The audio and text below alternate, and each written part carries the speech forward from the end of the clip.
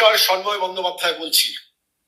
আজকে দুপুরে ফেসবুক লাইভে এলাম অত্যন্ত দুর্ভাগ্যজনক অনভিপ্রেত একটা ঘটনার প্রেক্ষিতে। বাংলার প্রত্যেকটা মানুষের জানা দরকার। আমি যে অঞ্চলে থাকি, আগরপাড়া অঞ্চলে থাকি, আমার বাড়ির পাশে প্রায় 500 মিটার দূরে আজকে অভয়ার মা আক্রান্ত হলেন।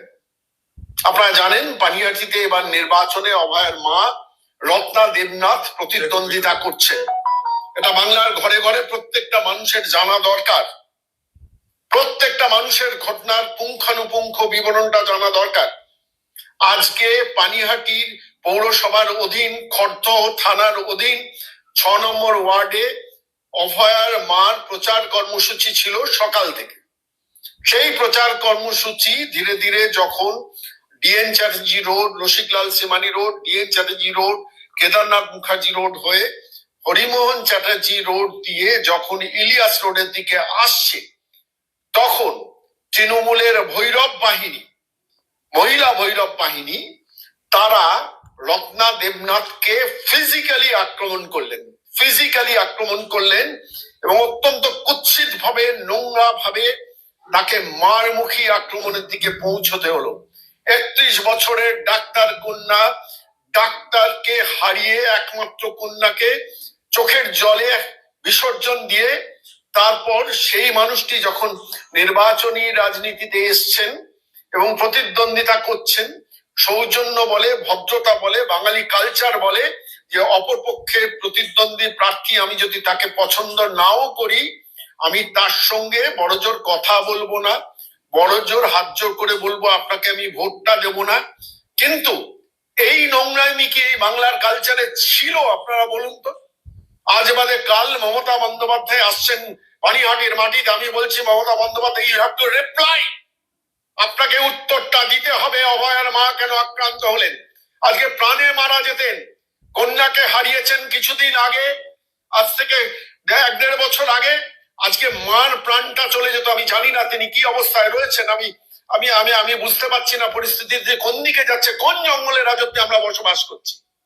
এবং সব থেকে দুর্ভাগ্যজনক কি জানেন? সব থেকে দুর্ভাগ্যজনক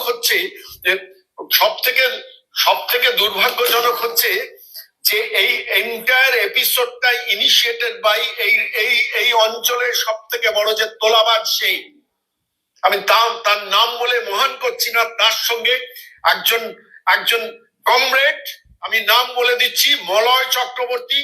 সে প্রথম ইনিশিয়েট করেন ডিএন চ্যাটার্জি রোডের ঘটনাটা। আমি সমস্ত ঘটনাটা পরপর একটার পর একটা খবরগুলো পাওয়ার পর আমি অন্তত 12-13 জনের এলাকার মানুষের কাছ থেকে আমি খবরটা পাওয়ার পর তবে আজকে আপনাদের কাছে আমি এই ঘটনাটা এই বিবরণটা আপনাদের কাছে দিচ্ছি। আমি প্রথম যখন ঘটনাটা শুনেছি না, আমি একটু চমকে উঠেছিলাম যে সত্যি কি এই ঘটনা ঘটেছে। তারপর এক এক করে ফোন পেতে শুরু করলাম, আমি অনেককে ফোন করতে শুরু করলাম এবং ডিএন চ্যাটার্জি রোডের তালতলায় entire provocation was initiated by Malay Chakraborty and his son. তারা ইনিশিয়েট করলেন এবং তিনি বামপন্থী বলে পরিচিত। এই হচ্ছে ঘটনা বন্ধুরা। পানিহাটিতে অভয়ের মা তো ভোটে দাঁড়িয়েছেন, কিন্তু একের পর এক তার উপর আক্রমণ হচ্ছে। ওই যে আছে ভৈরব বাহিনী তৃণমূলের, একের পর এক কিন্তু যখন থেকে তিনি এই ভোটে দাঁড়ানোর সিদ্ধান্ত নিয়েছেন, ঠিক মতো তাকে কিন্তু র্যালি পর্যন্ত করতে তো দিচ্ছে না, এমনকি হুমকিও পর্যন্ত আসছে। মানে এইরকম একটা বহাল পরিস্থিতি সৃষ্টি করছে ওনার উপর। শুধু কাল নয়, 2 দিন আগে এইরকম আরো আক্রমণ হয়েছে। আর 1-1.5 বছর আগে নিজের মেয়েকে হারালো, কর্মরত অবস্থায় ওনার মেয়েকে ধর্ষণ করে মেরে ফেলল। যে জায়গায় ঘটনাটা ঘটেছিল সেই জায়গা এক রাতের মধ্যে সাফ করা হলো। মানে এই হচ্ছে আমাদের পশ্চিমবঙ্গের অবস্থা। এখনো পর্যন্ত ন্যায্য বিচারটুকু পর্যন্ত পাননি। 6 মাস আগে এই বিষয়টা র্যালি করে কলকাতায়, সেখানে মার পর্যন্ত খায় অভয়ার মা রত্না দেবী, তাও কিন্তু বিচার পাননি। মেয়ের বিচার পাননি বলে তিনি কিন্তু এই সিস্টেমের মধ্যে ঢুকিয়েছে। উনি কিন্তু একটা ইন্টারভিউ বলেছে যে ওনার রাজনীতিতে আসার কোনো পরিকল্পনা থাকেনি, কারণ উনি সংসার ধর্মটাই সব থেকে বেশি পছন্দ করতেন। এই সিস্টেমে ঢুকার একটাই কারণ, তার মেয়ের এখনো পর্যন্ত ন্যায্য বিচার হয়নি বলে এই সিস্টেমে ঢুকা। একটা ভিডিওতে মানব গুহ বলেছিলেন যে এই সরকারের পরিবর্তন করতে হলে সিস্টেমের মধ্যে ঢুকাটা একান্তই দরকার, তাই তিনি মেমারি থেকে দাঁড়িয়েছেন। ঠিক সেই রকম এই সিস্টেমে ঢুকিয়েছে একটাই কারণ, ওনার মেয়ের ন্যায্য বিচারটুকু পাওয়ার জন্য। তিনি একটা ইন্টারভিউ এও বলেছে যে সাত খুলে ওনার তো আর কেউ নেই, উনি যদি ভোটে জিতেন তিনি কিন্তু সমাজের কাজে অনবরত বিরল থাকবে। এবং মেয়ে মারা যাওয়ার পর থেকে ঠিক মতো মাথা পর্যন্ত তিনি আজড়াননি। দেখুন, একটা এলাকায় 10টা যদি মানুষ থাকে, 10টা মানুষ যে বিজেপিকে পছন্দ করবে কি তৃণমূলকে পছন্দ করবে এমনটা কোনো কথা নয়। যার যে পার্টিকে পছন্দ হতেই পারে, তা বলে পছন্দ হওয়া মানে যে একজন মানুষের উপর অনবরত আক্রমণ চলবে, এইটা কিন্তু কোনো ডায়েরিতে লেখা নেই বা কোনো আইনে লেখা নেই। এই যে একের পর এক আক্রমণ, সে আক্রমণের ভিডিওটা আমি আপনাদেরকে দেখাচ্ছি, পরিষ্কারভাবে আপনারা দেখুন।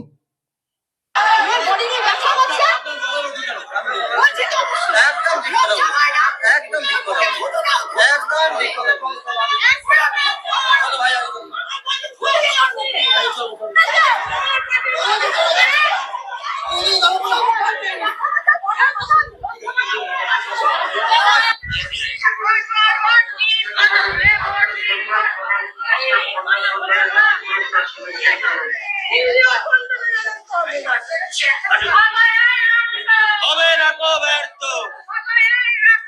হবে না কো ব্যর্থ। ভারত মাতা কি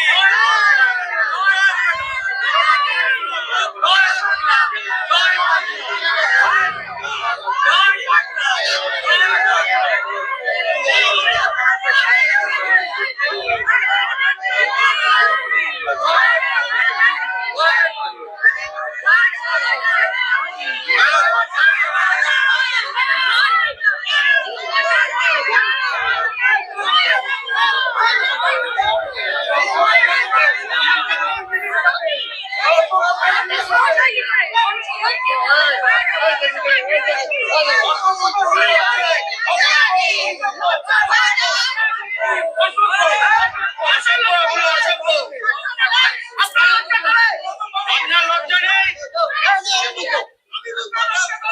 লজ্জা আছে?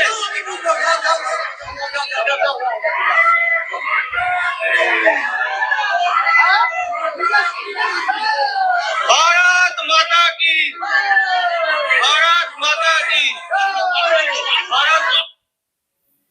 এই হচ্ছে তৃণমূলের ভৈরব বাহিনী, মুটকি বাহিনী, মানে যা বলবেন সেটাই কিন্তু মানায়। এনাদের মা হচ্ছেন কে জানেন? এই হচ্ছে মাননীয়। মানে ভিডিওটা তো আপনারা দেখলেন, গর্জন তো আপনারা শুনলেন, কি বলছে? জয় বাংলা, ভারত মাতা কি। সে আপনার যা পার্টিকে পছন্দ হতে পারে, আপনি যা খুশি করতে পারেন, সেই পার্টির বিষয়ে যা খুশি বলতে পারেন, তা বলে কারোর উপর এইরকমভাবে হামলা, এইটা কিন্তু একদমই উচিত নয়।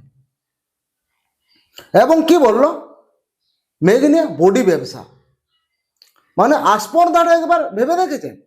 এইসব মানুষদের জন্য আমাদের পশ্চিমবঙ্গের এই অবস্থা, মেয়েরা সুরক্ষিত নয় এইসব মানুষদের জন্য। যখন অভয়াকে এইরকম ভাবে ধর্ষণ করে মারা হয়, শুধু পশ্চিমবঙ্গ নয়, পুরো ওয়ার্ল্ড, মানে ভারতবর্ষ ছাড়া ভারতবর্ষের বাইরেও কিন্তু আন্দোলনে এবং মিছিলে নেমেছিল,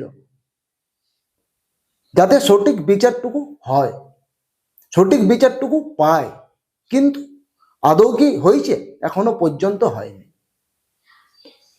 যদি বিজেপি সরকার আসে আমাদের পশ্চিমবঙ্গে, নিশ্চয়ই কিন্তু বিচার হবে। এই সরকার থাকতে কোনো মতেই কিন্তু বিচারটা সম্ভব নয়। কেরালায় যে ঘটনাটা ঘটল, 9 জন পুলিশ অফিসারকে ফাঁসির সাজা দিল। বুঝতে পারছেন, আইন শুধু একমাত্র উইক হচ্ছে আইন আমাদের পশ্চিমবঙ্গে। যোগী আদিত্যনাথের ইউপিতে যান, কড়া আইন ব্যবস্থা, আসামে যান, কড়া আইন ব্যবস্থা, কিন্তু পশ্চিমবঙ্গে কি উইক। এই যে এরকম একটা হামলা ওভার মায়ের উপর, এইরকম একটা কুৎসিত বাক্য যে মেয়ের বডির উপর ব্যবসা করছে, এটা কি আদৌ মানায় একজন মহিলার মুখে? মানে এই মহিলার মুখ থেকে এই যে কথাটা শুনলাম, একটা কথাই আমরা বুঝতে পারছি, মানে যারা যারা বিজেপি করেন, ইনি হচ্ছেন একজন আশাকর্মীর মহিলা।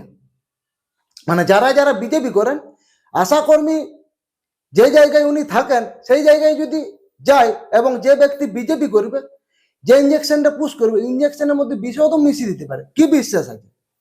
একজন যে বিজেপি করে, বিজেপির উপর যদি এইরকম আক্রমণ করতে পারে, তাহলে সে তো সবকিছুই পারে করতে। কি বলেছি যে পার্টি যার যার যে খুশি পছন্দ হতেই পারে, কারুর বিজেপি, কারুর তৃণমূল, কারণ সব পার্টিকে ভালো নাও লাগতে পারে। তারপরে তার উপরে এরকম আক্রমণ। উনি আপনার র্যালিতে বেরিয়েছিল ভোট প্রচারের জন্য, যে তৃণমূলের ক্ষেত্রে বলুন, বিজেপির ক্ষেত্রে বলুন, সিপিএম এর ক্ষেত্রে বলুন, প্রতিটা নেতাই কিন্তু বেরায়। আর প্রতিটা এলাকাতে একজন যেমন বিজেপির ক্যান্ডিডেট থাকে, একজন যেমন তৃণমূলেরও ক্যান্ডিডেট থাকে এবং একজন সিপিএম এরও ক্যান্ডিডেট থাকে, সবাই র্যালিতে বেরোয়। কিন্তু এইরকমটা উচিত কারুরই নয় যে বিজেপির নেত্রী বা নেতা বলে তৃণমূলের লোক ঝাঁপিয়ে পড়বে, বা তৃণমূলের নেতা বা নেত্রী বলে বিজেপির লোক ঝাঁপিয়ে পড়বে, বা সিপিএম এর লোক ঝাঁপিয়ে পড়বে। এইরকমটা উচিত নয়। যার যাকে পছন্দ ভোট দিবে, যার যা পার্টিকে ভালো লাগে সেই পার্টিতে দাঁড়াতে পারে। তো বন্ধুরা, এই হচ্ছে ভিডিও যদি আপনাদের ভালো লাগে অবশ্যই ভিডিওটিকে লাইক করুন এবং শেয়ার করুন, এবং এই চ্যানেলে আপনারা যদি ভিজিট করে থাকেন অবশ্যই চ্যানেলটিকে সাবস্ক্রাইব করুন। আবার দেখা হচ্ছে নতুন কোনো ভিডিওতে, নতুন কোনো টপিক নিয়ে। ততক্ষণ আপনারা সবাই ভালো থাকুন, সুস্থ থাকুন, নিজের ফ্যামিলির প্রতি খেয়াল রাখুন।